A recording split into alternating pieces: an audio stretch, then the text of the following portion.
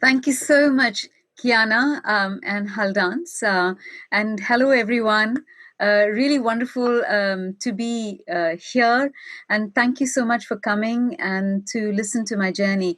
And it would be really wonderful if you are able to ask me any questions. Hopefully, no question will be off limits. So you can ask me anything you feel like. You might see me look down slightly. I've just have got notes written just to make sure that I have not missed anything. So before I begin my presentation, I trained in India. In many different Indian dance styles, narrative styles, folk and Bollywood as well. I've been involved in street theater, folk theater, performing, creating work in India. I started making work within the inclusive dance sector, touring hospitals, care homes in India. Um, and in between 92 and 94, a lot of people who saw my work in India said, Anusha, you should train more and get more skills.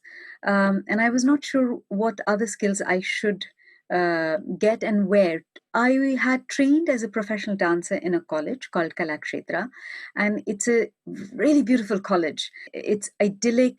It's got acres and acres of land, nature, trees, plants, pond. The beach is just 2 miles from where the college was. You could even see the sunset from the dorm.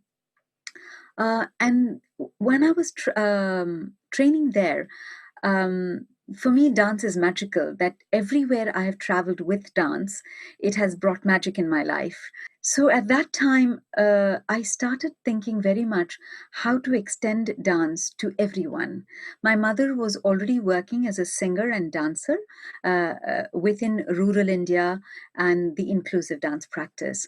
Magic and serendipity you will hear a lot in my journey. So a friend of mine had trained as a dance therapist in America, and she said, Anusha, why don't you do this? This will really help you, make the kind of work that you want to make. And it'll also give you a lot of skills to understand the body, how people work. And I thought dance therapy was a course to learn choreography and for inclusive dance practice. I didn't want to go to America. I wanted to come to Britain. I have, as a child growing up in India, you have a very deep connection to Britain, both a challenging but also love. My father loves English literature. He grew up. He went to Bishop Cotton's and Christian College. He was taught by the missionaries. So English literature or English love of English language was very much part of our house. Um, and Monopoly. As a child, we played a lot of Monopoly. So knew Baker Street and Paddington Station. And I also read a lot of Enid Blytons. I mean, I've almost read, I think, all of them, and many other, literature that young people and adults might have read in the 70s, 80s, or maybe not so, I think. So Britain seemed to be a place of not comfort, but a place that you thought you knew. You thought you spoke English and you know the literature. Somerset Maugham is another author I absolutely continue to love. So in 1994, I got a place at University of Hertfordshire to do dance therapy. And so I came here to do dance therapy, not intending to stay, but again, serendipitously, people who met me at that time said, we need your skills. We don't have people like you who are not only trained as dancers, but who are very happy to work in different settings. I think people who had come prior to me here were either wanting to work in particular ways. So dance, to see dance only in the mainstream. And for me, dance is so magical, it's so transformative that it should be everywhere, it should happen everywhere. And with that ethos, I came here. I went to University of Hertfordshire, And the very, I think, week, I met somebody called Alistair, who was my hostel warden. And he was a partner to a lady, Virginia, who was the director of Live Music Now. Now, I don't know how many of you know of Live Music Now, but Live Music Now used to bring performances, high quality professional performances, music performances to hospitals, rural settings throughout UK. And they said, why don't you do it? But the catch is you have to have music and musicians. And for me, it was like, how can you do dance without live music?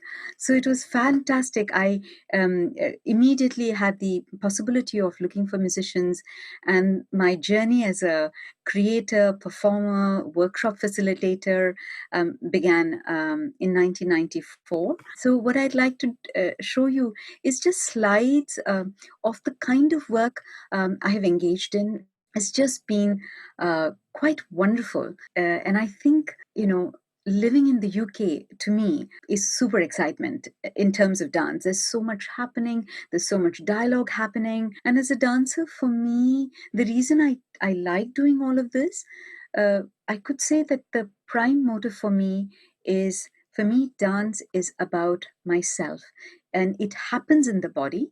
The body is the site, and there is a connection between me, so body, mind, spirit, and also others.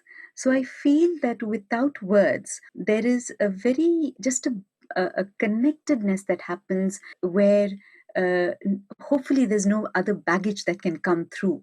Equally, it's a site for memories, so good, challenging, difficult. All those memories are stored, and through movement, you can, or we can, rework it. We can bring it alive and channel it. So dance for me is not a particular form. Dance is just movement. I feel if we are alive, we are all dancers, because there is magic happening in us, within us. Our hearts are beating all the time, blood is flowing, circulating. So there's always dance. And of course, the cosmic dance, planets, everything is moving, nothing is ever still. So for me, dance is always alive. So I'd like to just share work that I did in the UK, and work I did from museums to hospitals to street, to daycare centers, rural settings, schools, both creating performance for people, with people, and also lots of workshop. And naturally, it had to have dialogue and collaborations. So all my work, I collaborate with lots of diverse artists, art forms. I must also add that I'm married to a very special person, Vipul Sangoi, who's a communication designer, photographer, and filmmaker. So a lot of my work, he's one of my main collaborators, and he has definitely supported and influenced in the way I work and in the way I can continuously kind of not pushing but keep moving forward as an artist and explore lots of avenues. So let me start.